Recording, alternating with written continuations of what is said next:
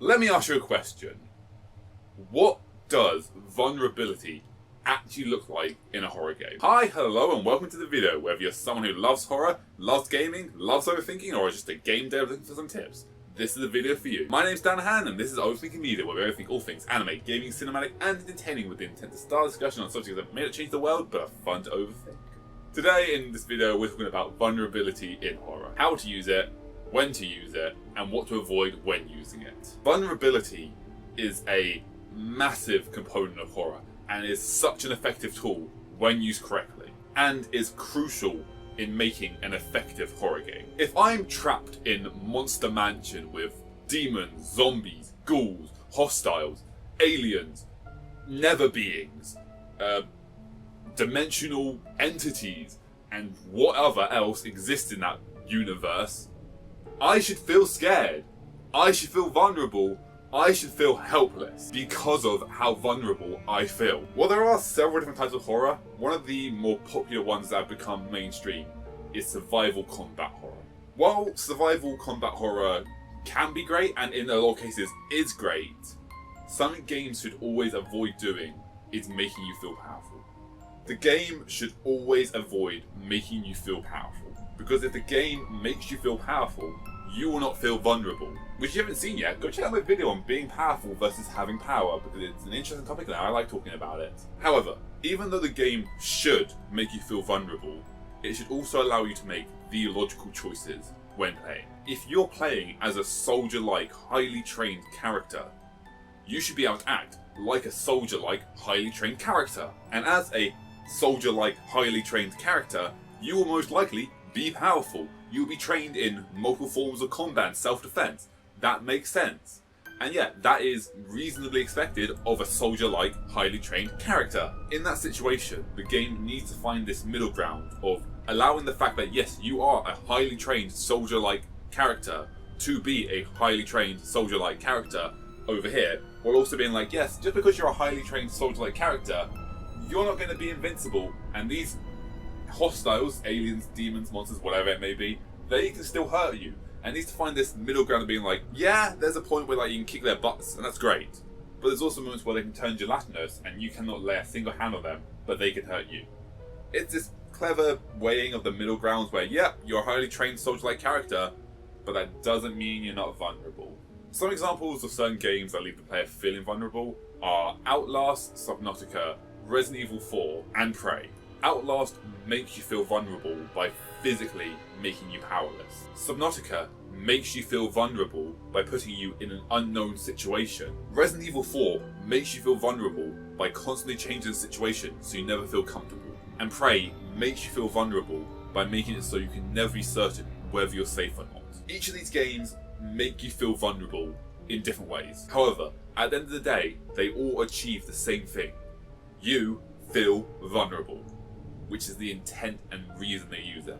Outlast places you in the shoes of Miles Upshur, who gets trapped in Mount Massive Asylum with the inmates, or variants, depending on what you want to call them, the test subject, the humans, the inhabitants of the insane asylum, who have broken out of their containment and are roaming free throughout the asylum. While the vast majority of them have zero interest in you at all, others you encounter will act violently towards you, trying to attack and kill you. However, in the game, you are not a soldier. You're an investigative reporter. You don't know hand-to-hand combat. You don't know how to handle a weapon. You don't know how to incapacitate an enemy or one-hit and be strong and mighty and ha-ha! So when a threat does come charging at you, you only have one choice. Run or hide, which makes you, as the player, feel powerless, which reinforces the idea of vulnerability of your character, which reinforces the feeling of vulnerability throughout the game. Subnautica is a game that throws you into a fight-for-your-life survival situation on what should have been a very standard issue terraforming mission. The plan was to safely land on your ship, filled with supplies, along with all your crewmates, and together, as a team, build a colony on this world. All of that kind of got thrown out the airlock though, after, your giant transport ship got hit by a mysterious beam, killing pretty much everyone on board the ship, and those who survived, well, they didn't really survive long, did they? After the ship is hit by the beam, the only reason you survive the crash is because you managed to get onto an escape pod and get out in time. The only reason you survived is you happened to make it to a life pod that happened to land successfully, that happened to land in a safe location, that happened to have the resources you needed to survive. You weren't the only one that escaped though. Others landed on the planet. They were not so lucky though. However, once you do land, you, as the player, have to find a way to survive. Before exploring the planet, you have no idea what the life forms on the planet are. You have no idea what the creatures in the water exist as. You don't even know if the water's safe to go into. Spoilers, it's not. Or even if anything nearby is safely edible. Or even if anyone else in the entire planet or your ship survived, or whether you are all alone. It's only by risking your life and exploring out into this foreign, strange world of mysterious creatures and making yourself vulnerable that you are able to survive. Resident Evil 4 constantly leaves you feeling vulnerable by constantly changing the situation you find yourself in. As soon as you start feeling comfortable fighting one enemy, the game throws a new one at you. When you first arrive, you are forced to fight an entire village of humans with nothing more than your gun, limited ammo supplies, your combat blade, and whatever hand-to-hand combat you may have. It's difficult, and chances are you are going to get hit multiple times and may even die a couple of times. Which is on top of the fact the village has a chainsaw-wielding, maniac one-hit kill enemy that takes most of your supplies to even take down, while also fighting off the rest of the village and having to survive and manage your health and watch for anything sneaking up on behind you and just not dying. Even as the ever-charismatic Leon Kennedy, which, can we all agree? Yeah, okay.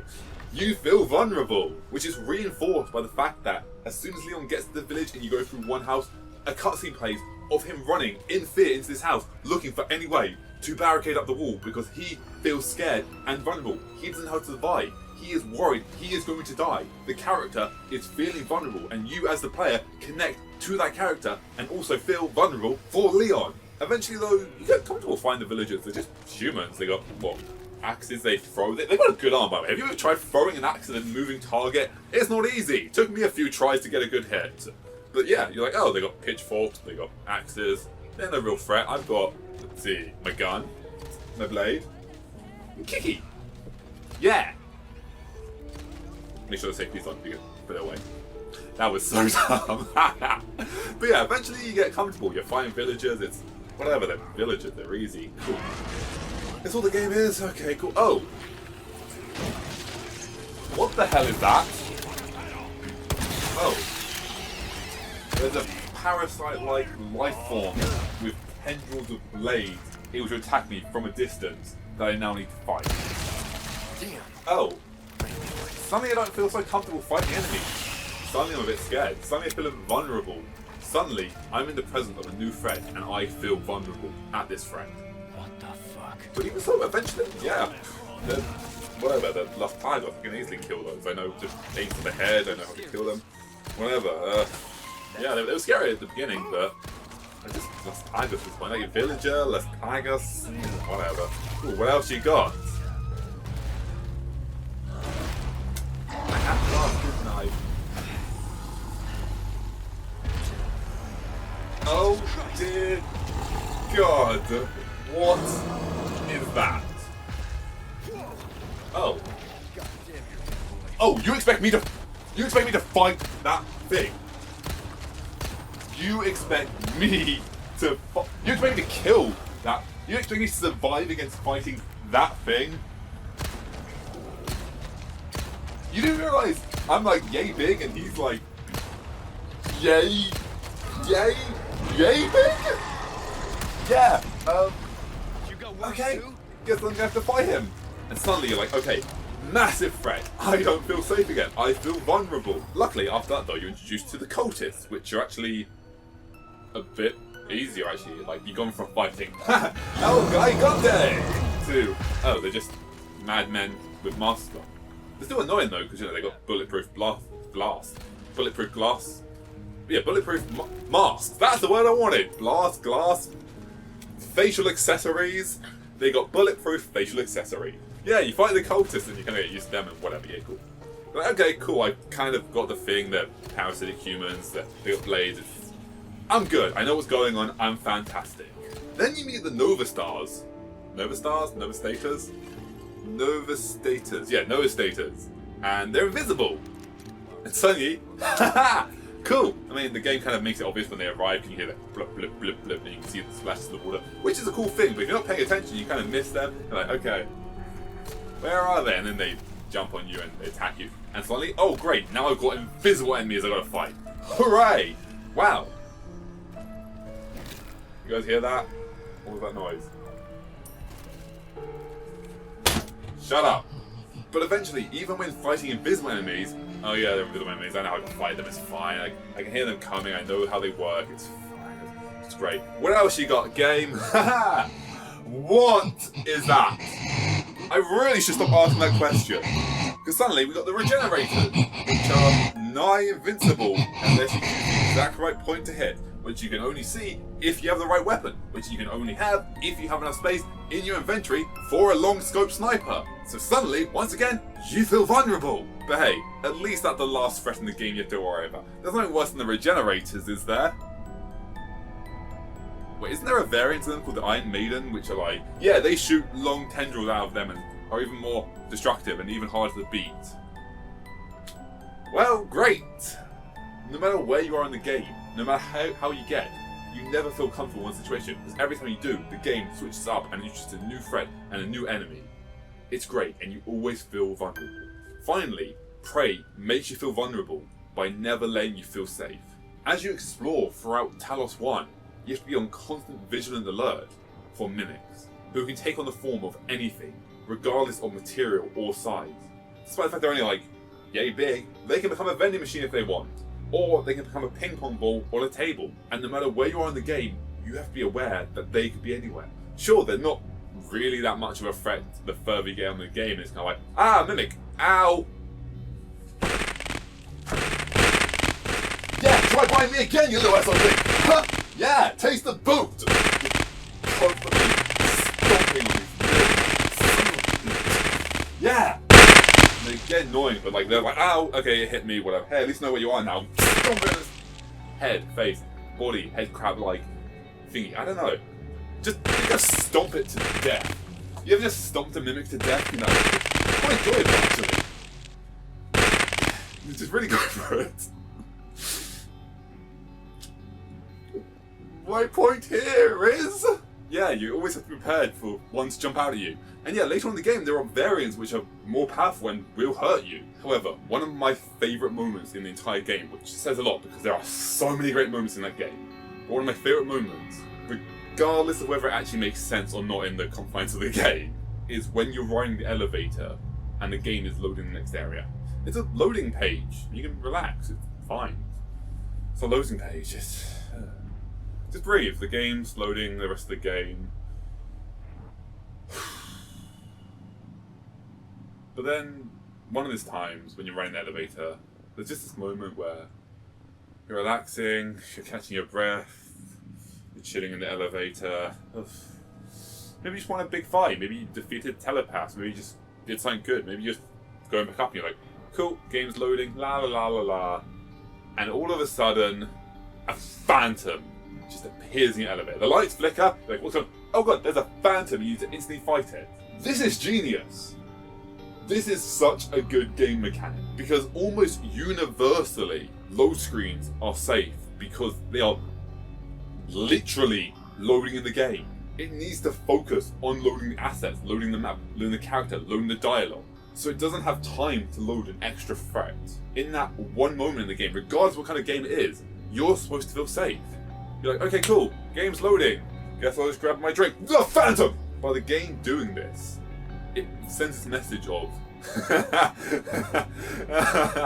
you thought you were safe. You thought you were fine in this elevator? Nah, mate. Nah, bruv. Nah. You never feel safe in this game. Even when you think you're safe, you're not safe. You can never relax.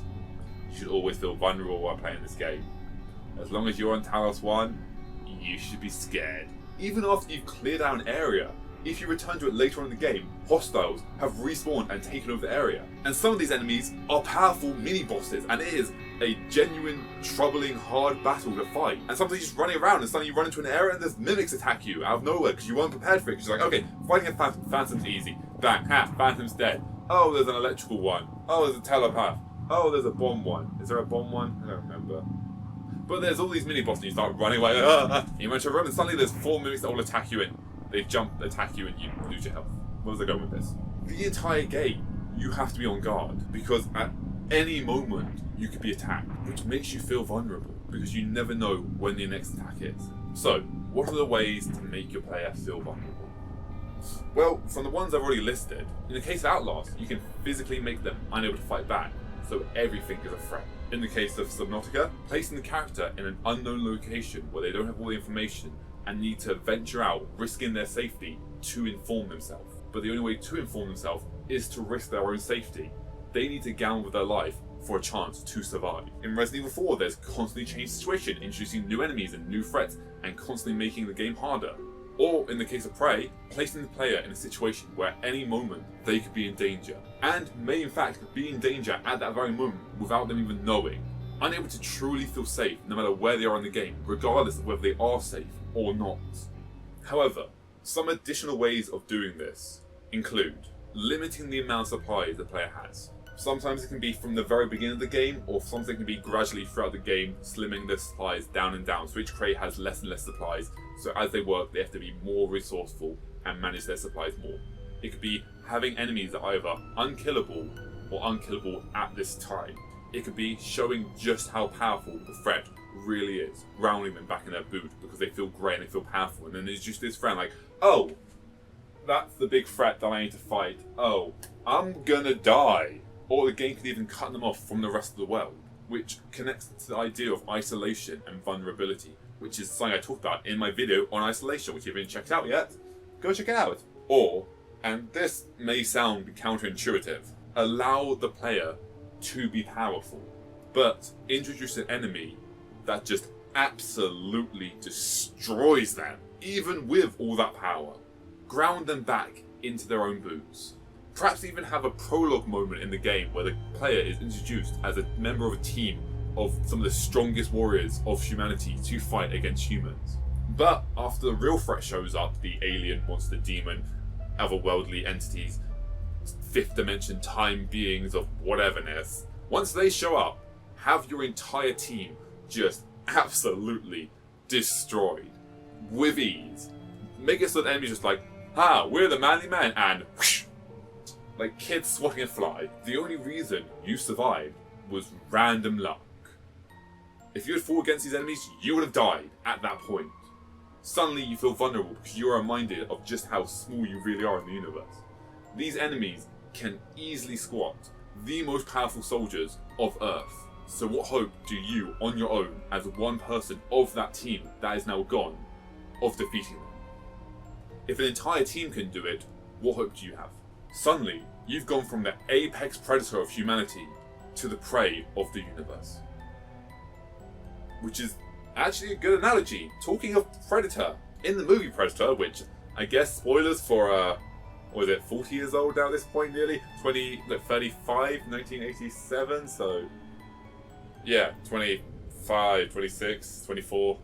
no, 36. 36 years old, 23 years, 33 years... 36 years, yeah. Spoilers for a 36-year-old movie, I guess. After Arnold and his highly skilled team of elite soldiers take out an entire compound on their own, showing just how powerful and manly and really powerful they are, they're shown to be no match for the Predator, easily being picked off one by one. The only injury they give to the Predator was by pure chance. Why is this so effective though? Why is it so important to make the player feel vulnerable? Personally, I believe feeling vulnerable is massively significant to the effectiveness of a horror game. As if I don't feel vulnerable, I won't feel scared. If I'm trapped in a monster mansion, isolated from the rest of the world, surrounded by hostiles who all want me dead, it's kind of hard to feel vulnerable if I'm playing as a highly trained soldier character who's trained in hand-to-hand combat, and close combat, and self-defense, and disarming techniques, and martial arts. and guerrilla warfare, as well as carrying a combat knife, and a magnum, and a handgun, and a crossbow, and a submachine gun, as well as a shotgun. Oh, and a rocket launcher, all of which are fully loaded and enough spare ammo to open a small store, as well as several grenades, and multiple medkits. Which is on top of the fact that as the player character, I am physically having to reject stock because I can't carry anymore because I have so many supplies. I am actively turning away ammo. But if that's the case, should a game just strip you of any ability to fight back? Is that what a game needs to do to make you feel vulnerable? If they give you a weapon, you suddenly feel powerful. Hooray! That's not making you feel vulnerable at all. So yeah, games should just strip you back of all your weapons and make you a powerless nobody, right? Well, you can, and for certain games that works. Once again, Outlast. From the get-go, it is established you are an average person, not a hardened soldier, not a fanatic trained in all weaponry, not a genius able to make a trap out of paperclip and string. No, you're Miles Upshur, a very generic reporter, and from the start of the game, it is made clear that all you can do is run. Otherwise, you will be killed. You don't have any weapon, you can't fight back. You run or you die. And for Outlast, that works. But that doesn't mean those games aren't without their flaws. If the player is unable to fight back at all, then they know whenever they do encounter an enemy, all they can do is run and hide, which creates a pattern in games. The player eventually knows that all they can do is run away. They have no other options. So eventually, they stop feeling vulnerable. As you hear the music flare up in the background, instead of being like, monster's running, I'm scared, you think, okay, here comes a monster, time to run or hide for 10 to 15 seconds.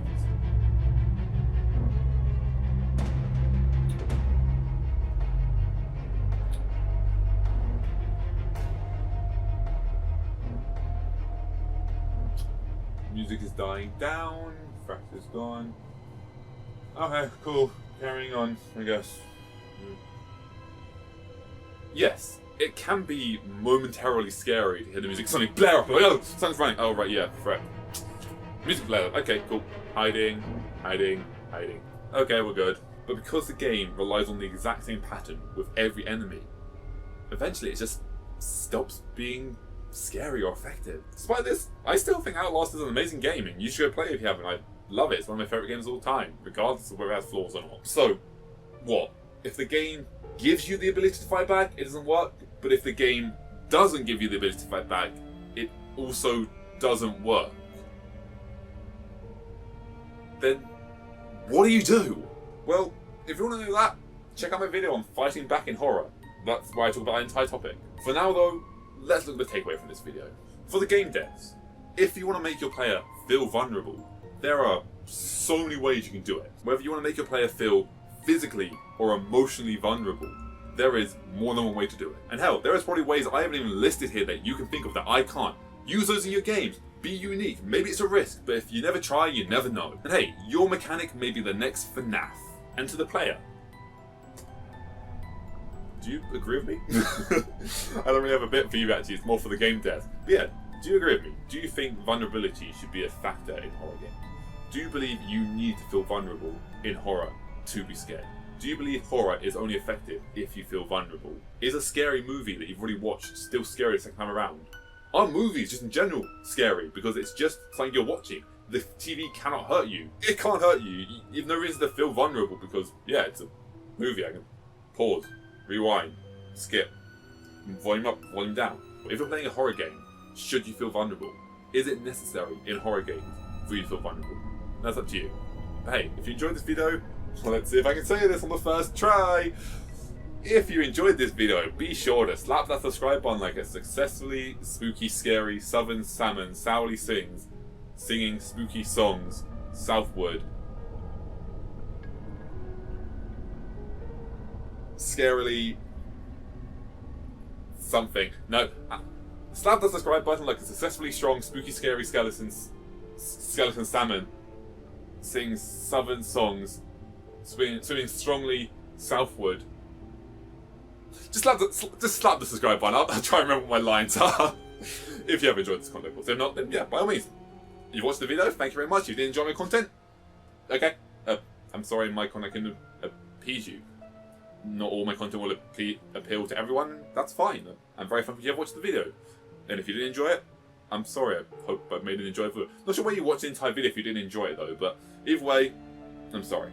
And hopefully, check out my channel. There's more than just horror videos on it, so maybe you'll find something you do like. And until next time, thanks for watching. Bye.